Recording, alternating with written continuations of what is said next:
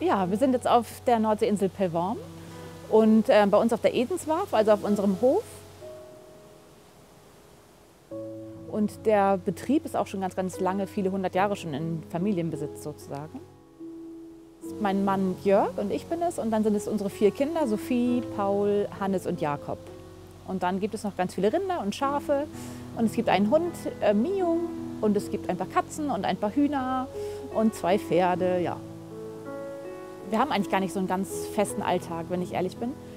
Es ist jetzt kein klassischer Milchviehbetrieb, wo man ein sehr strukturiertes Leben hat, sondern bei uns ist das einfach ganz krass und klar von den Jahreszeiten geprägt.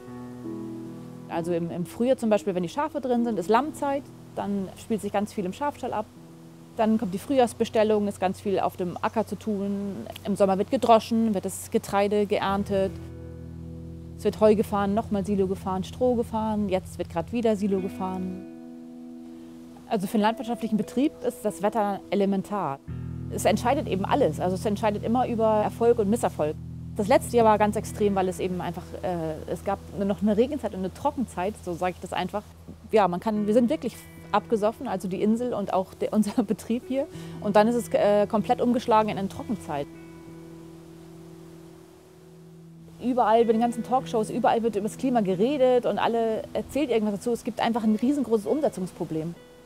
Jeder Einzelne von uns kann natürlich was tun und sollte was tun, aber das Problem ist aus meiner Sicht einfach viel zu groß und man kann es nicht auf jeden einzelnen Menschen runterbrechen, sondern die Politik ist in der Pflicht, endlich was zu tun und zu handeln. Wir können doch nicht von Klimazielen bis 2020 reden und gleichzeitig immer noch Wälder abforsten und Braunkohleabbau weiter betreiben.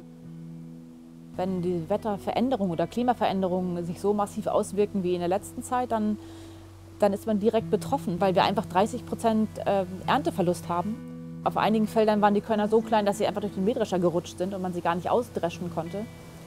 Durch den starken Regen im letzten Jahr war das zum Beispiel so, dass wir im September das Wintergetreide nicht aussehen konnten und auch das Kleegras nicht und dass das, was bereits ausgesät war, einfach abgesoffen ist.